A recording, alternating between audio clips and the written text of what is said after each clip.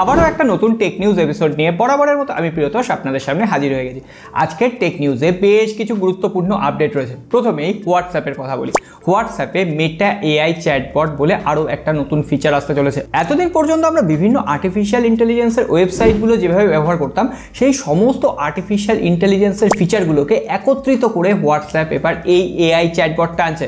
ধরুন আপনার কোনো কিছু সম্পর্কে জানার দরকার হলো, এখানে জাস্ট আপনি লিখে দেবেন, তো বাদবাকি বিস্তারিত তথ্য কিন্তু দিয়ে দেবে। সুতরাং বুঝতে পারছেন, এখন হোয়াটসঅ্যাপের ভেতর থেকে আপনি কোনো কিছু সার্চ করা থেকে শুরু করে যে কোনো ধরনের অ্যানিমেশন তৈরি সমস্তটাই করে নিতে পারবেন। তবে হোয়াটসঅ্যাপ থেকে কিন্তু আমাদের সাবস্ক্রাইব করা যাবে না, তার জন্য ইউটিউবেই আসতে হবে। সাবস্ক্রাইব করে ঘন্টিটা বাজিয়ে রাখবেন। 1,500 লাইক করার আরও একবার টার্গেট আপনাদের ওপর দিলাম। কেন আপনারা চাইলেই 1,500 লাইক কেন আরও বেশি করে দিতে পারেন, আপনারা জোর মশাই। তাহলে চলুন পরবর্তী টেক আপডেটগুলো দেখে নিই। আইডিসির রিপোর্ট অনুযায়ী Q1 2024 এ স্মার্টফোন শিপমেন্টের রেজাল্ট চলে এসেছে। আর সেখানে স্বাভাবিকভাবেই আমরা যেটা আশা করেছিলাম, 1 নম্বরে রয়েছে স্যামসাং এবং তাদের মার্কেট শেয়ার রয়েছে 20.8%। দ্বিতীয়তে রয়েছে অ্যাপেল, তৃতীয়তে রয়েছে শাওমি। এইগুলো মোটামুটি আমরা আন্দাজ করতেই পেরেছিলাম। কিন্তু চতুর্থ পর্যায়ে উঠে এসেছে ট্রানজিশন কোম্পানি, অর্থাৎ টেকনো, আইটেল এবং ইনফিনিক্স। এই তিনটের মাদার কোম্পানি হচ্ছে ট্রানজিশন কোম্পানি। সুতরাং এই কোম্পানিগুলো কিন্তু বেশ ভালো মার্কেট করছে, আর তার জন্যই গ্লোবাল শিপমেন্টের রেজাল্টে তাদের 4 নম্বর পজিশনটা রয়েছে। আর ভিভো আর ওপো কিন্তু অনেকটাই পিছিয়ে গেছে দেখছি। অবশেষে একটা সুখবর শোনালো স্যামসাং তার পুরনো S22 সিরিজে গ্যালাক্সি এআই ফিচারগুলো দেবে। তবে সমস্ত ফিচার এসছে কিনা সেটা জানতে আরও কয়েকদিন টাইম লাগবে। তবে স্যামসাং অফিসিয়ালি বলে দিয়েছে, তারা আপডেট রোল আউট করাও শুরু করে দিয়েছে।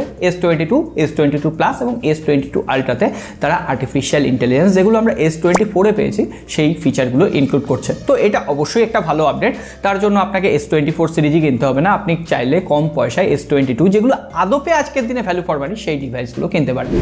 তার সঙ্গে সঙ্গে স্যামসাংয়ের A55 আর A35 যে দুটো ফোন হালে লঞ্চ হলো, এতটাই ওভার প্রাইসড যে আমরা আর কি বলবো, অলরেডি রিভিউ করেছি। এমনকি ভিভো V30 Pro এর সাথেও আমরা কম্পারিজন করেছিলাম, আই বাটনের লিঙ্ক আছে, একবার দেখে নেবেন। ওই A55 এবং A35 গ্লোবাল মার্কেটে কিন্তু অনেকটাই পিছিয়ে পড়েছে এবং তার জন্য স্যামসাং লঞ্চের মাত্র 1 মাসের মধ্যেই দুটো ফোনের দাম কমাতে বাধ্য হয়েছে। অলরেডি স্যামসাংয়ের ট্র্যাক রেকর্ড খুবই খারাপ, কারণ তারা একটা স্মার্টফোন লঞ্চ করে, তারপর কিছুদিনের পরে দামটা কমিয়ে দেয়। কিন্তু 1 মাসের মধ্যে একটা জনপ্রিয় A সিরিজের স্মার্টফোনের দাম কমিয়ে দেওয়াটা খুবই কিন্তু একটা বাজে ব্যাপার হয়েছে। এমনও হতে পারে টপ 10 যে স্মার্টফোন বিক্রি হচ্ছে তার মধ্যে A55 হয়তো 2024 সালে সেরা হতে পারে, কিন্তু সেটা সময় বলবে।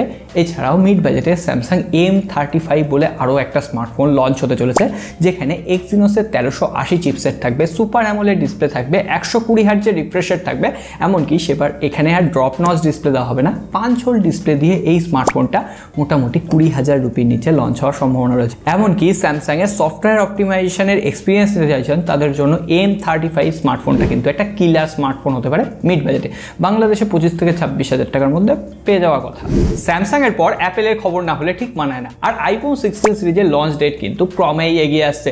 যাই হোক, আইফোন 16 সিরিজে মোটামুটি স্পেসিফিকেশন আমাদের জানা হয়ে গেছে, কিন্তু আজকে শোনা যাচ্ছে আইফোন 16 সিরিজের যে ফোনগুলো আসবে, সেটা একদম বেস ভ্যারিয়েন্টের থেকে শুরু করে প্রো ম্যাক্স ভ্যারিয়েন্টে অ্যাপেল এবার ক্যামেরার লেন্সের উপর এমন এক ধরনের কোটিং ব্যবহার করছে, যার ফলে ক্যামেরার যে আউটপুট, ক্যামেরার যে শার্পনেস, সেটা নাকি অনেক বেটার হবে। কিন্তু এই কোটিংটা কিভাবে তারা তৈরি করবে, কিসের কোটিং থাকবে, সেটা লঞ্চ ইভেন্টের আগে ছাড়া বোঝা যাবে না। আর আইফোন 16 সিরিজের এই ক্যামেরার কোটিংই কিন্তু একটা ইউএসপি পয়েন্ট হতে পারে। যাই হোক, সেটা নিয়ে আজকে আর বেশি কথা বলছি না। কিন্তু আইফোন SE4, সেই ফোনটাও মনে হচ্ছে খুব তাড়াতাড়ি লঞ্চ করে যাবে।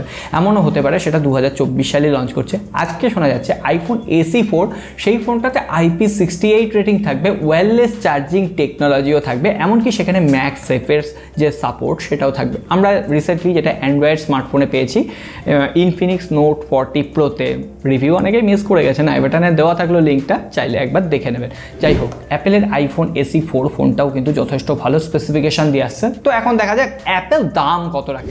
অবশেষে গুগলের পিক্সেল 8a স্মার্টফোনটা খুব তাড়াতাড়ি গ্লোবাল মার্কেটে লঞ্চ করতে চলেছে। এমনকি শোনা যাচ্ছে আমাদের এশিয়া মার্কেটের ভেতরেও সেটা লঞ্চ হবে। তাহলে অ্যাজ ইউজুয়াল ইন্ডিয়াতে লঞ্চ হবে, বাংলাদেশেও আপনারা আনঅফিসিয়াল ভাবে কিনতে পারবেন। হতে পারে ইন্ডিয়ার আগে বাংলাদেশে অ্যাভেলেবেল হয়ে গেল। যাই হোক, গুগলের পিক্সেল 8a এই স্মার্টফোনটা সম্পূর্ণ সম্পূর্ণ স্পেসিফিকেশন সামনে চলে এসেছে।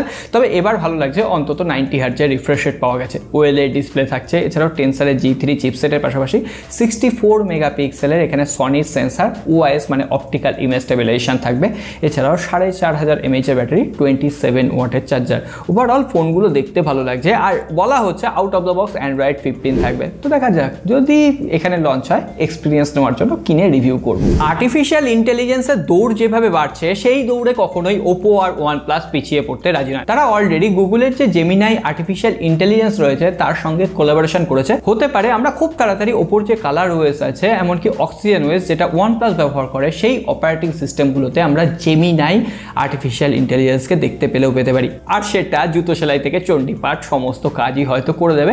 কিন্তু দেখা যাক, যখন আপডেট পাবো, যখন এই ফিচারগুলো ইউজ করব, অবশ্যই এটার উপর ডেডিকেটেড ভিডিও আনার চেষ্টা করব। তার জন্য অলরেডি লাইক করে দিয়েছেন যখন, সাবস্ক্রাইবটা করে রেখে যাবেন আর ঘন্টিটা বাজিয়ে রেখে যাবেন, যাতে এই ধরনের এপিসোড মিস না হয়। আগামীকাল ইন্ডিয়ান মার্কেটে লঞ্চ হতে চলেছে ভিভো T3 ফোনটার ছোট ভাই ভিভো T3X। 6000 মিলিঅ্যাম্পিয়ারের ব্যাটারি রয়েছে, 44 ওয়াটের চার্জার রয়েছে। এছাড়াও ফোনটাতে ওই প্রাইস সেগমেন্টে কোয়ালকম স্ন্যাপড্রাগন 6 জেনারেশন 1 এর মতো পাওয়ারফুল চিপসেট রয়েছে। তো ওভারঅল ফোনটা যথেষ্ট ভালো লেগেছে। দাম কত হবে এখনো পর্যন্ত আমার জানা নেই, তো আগামীকাল ফোনটা রিভিউ আনার খুব চেষ্টা করব। তো অবশ্যই রিভিউ কিন্তু মিস করবেন না, কারণ মিড বাজেটে অন্যতম সেরা স্মার্টফোন ভিভো T3X। আর মোটোরোলা আজকে মিড বাজেটে মোটোরোলা G64 ইন্ডিয়ান মার্কেটে লঞ্চ করে দিয়েছে। 14,999 রুপি দাম রাখা হয়েছে। আর এখানে মিডিয়াটেকের ডায়মেনসিটি 7025 চিপসেট রয়েছে, 6.5 ইঞ্চির একটা full HD plus IPS LCD panel display, 120 হার্টজের রিফ্রেশ রেট রয়েছে, 50 মেগাপিক্সেলের ক্যামেরা, 6000 মিলিঅ্যাম্পিয়ার ব্যাটারি, 33 ওয়াটের চার্জার রয়েছে। ওভারঅল বেশ ভালো ফোন, কিন্তু G54 এর থেকে কিন্তু খুব একটা আপগ্রেডেশন নেই, তবে মিড বাজেটে একটা ভালো কম্পিটিটর। সবশেষে রেডমির তরফ থেকে একটা দুর্ধর্ষ খবর দিয়ে দিই। রেডমি K70 আলট্রা খুব তাড়াতাড়ি চাইনিজ মার্কেটে লঞ্চ হতে চলেছে, এবং সেখানে মিডিয়াটেকের ডায়মেনসিটি 9300 প্লাস চিপসেট থাকবে, যার অ্যান্টুটু বলা হচ্ছে 20 লাখের আশেপাশে হবে। সুতরাং এটা খুবই পাওয়ারফুল একটা চিপসেট হবে, গেমিং সেন্ট্রিক স্মার্টফোন হবে। আর এই ওভারঅল স্মার্টফোনটা নাকি চাইনিজ মার্কেটে 35 থেকে 40,000 রুপিতে লঞ্চ করবে, তো ইন্ডিয়াতে 40 থেকে 45,000 টাকা। তবে এই স্মার্টফোনটা পোকোর কোনো ব্র্যান্ডিংয়ে ইন্ডিয়া বা বাংলাদেশের মার্কেটে আসতে পারে। তবে ইন্ডিয়াতে পোকোর কোনো স্মার্টফোন 40,000 আর বাংলাদেশে 45 থেকে 50,000 কিনতে আপনি কি রাজি হবেন? কমেন্ট বক্সে লিখে জানান। আজকে আর কোনো কথা বাড়াচ্ছি না, সকলে ভালো থাকবেন, সুস্থ থাকবেন, দেখা হবে আগামী